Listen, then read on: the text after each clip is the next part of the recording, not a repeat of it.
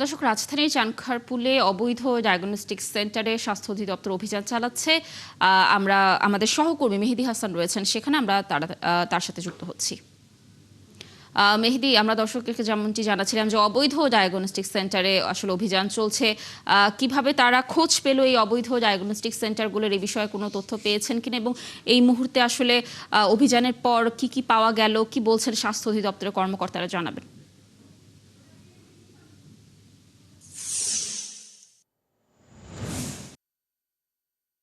এই মুহূর্তে আছি চানখারপুলে। স্বাস্থ্য অধিদপ্তর আপনি জানেন ঈদের পর থেকে বেশ কয়েকটি হাসপাতাল এবং ডায়াগনস্টিক সেন্টারে তারা অভিযান চালিয়েছে। আগের মতোই clean. Berger easy clean fresh, দেয়ালে দাগ থাকবে না, রাখবে সুরভিত।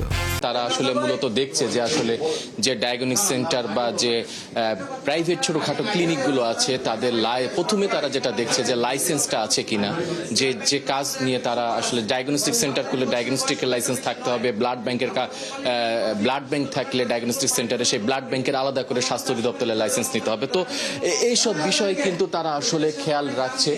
তো আমরা একটু আপনাকে একটু দেখাই যে এখানে আমরা দেখতে পাচ্ছি যে স্বাস্থ্য অধিদপ্তর কিন্তু অভিযান চালাচ্ছে। সেই অভিযানে স্বাস্থ্যের ঊর্ধ্বতন কর্মকর্তাদের পাশাপাশি আমি আইন শৃঙ্খলা বাহিনীর সদস্যদেরও দেখতে পাচ্ছি। এখানে আমরা দেখতে পাচ্ছি যে ডায়াগনস্টিক সেন্টারে অভিযান চালানো হয়েছে, সেখানে একজন যাদের যে ডায়াগনস্টিক সেন্টারের বিরুদ্ধে অভিযোগ করা হয়েছে সেখানকার একজন কর্মী কথা বলছে। আমরা তার কথা একটু শুনি। হচ্ছে না, সেবা পাচ্ছে না, পেশেন্টগুলো আমাদের প্রাইভেটে আসতেছে। কেন আসতেছে? এগুলো ঢাকা মেডিকেল এবং গভর্নমেন্টের এগুলো কিন্তু ব্যর্থতা। আমরা চাইবো আপনারা দ্রুত অসংখ্য জনবল নিয়োগ দিন, মেডিকেল টেকনোলজিস্ট নিয়োগ দিয়ে এগুলো গ্যাপগুলো ফিল আপ করুন। পেশেন্টগুলো আমাদের এখানে কেন আসবে?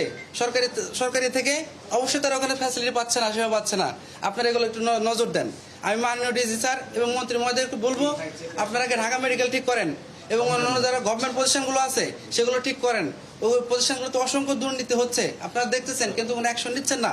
অথচ দুর্নীতি হয়ে আপনার কাছে আসতেছে, আপনারা শুধু এই ভিডিও ফুটেজ করছেন।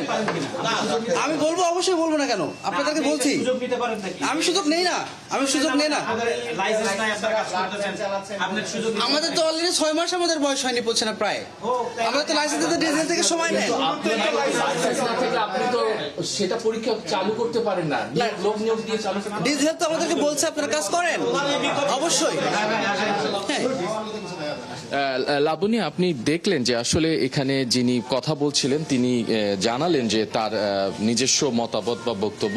তো আমি এই ডায়াগনস্টিক সেন্টারের আরেকজন কর্মীর সাথে কথা বলবো। ভাই, আপনার বিরুদ্ধে যে অভিযোগটা স্বাস্থ্য অধিদপ্তর করেছে, তো এখানে আসলে যে ওনারা বলছে যে আপনাদের ব্লাড ব্যাংকের অনুমতি নেই, লাইসেন্স নেই, কিন্তু আপনারা ব্লাড ব্যাংক করছেন, এই বিষয়ে আপনার সেটা কি?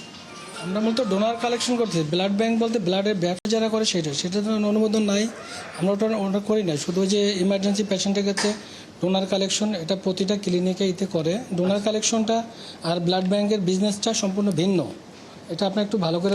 স্বাস্থ্য অধিদপ্তর এসে যে আপনাদের যে বলে গেল, তা আপনাদের কি অভিযুক্ত করে গেল, বা আপনাদের কি কাজকর্ম বন্ধ রাখতে বলেছে? না, বন্ধ রাখতে বলছে। আমরা ওই ব্লাড ব্যাংক তারাই করে গেছে, আমরা আপাতত বন্ধ রাখতেছি। আচ্ছা লাবণী, আপনি শুনলেন যে আসলে এখানে যে অ্যাক্টিভ একটা ডায়াগনোসিস, হ্যাঁ, এখানে একটা চানখারপুলে একটা ডায়াগনোসিস সেন্টার, সেখানে ব্লাড ব্যাংকের অনুমতি না নিয়ে, তারা লাইসেন্স না নিয়ে তারা ব্লাড ব্যাংকের সকল কার্যক্রম। ধন্যবাদ আমাদের সাথে যুক্ত।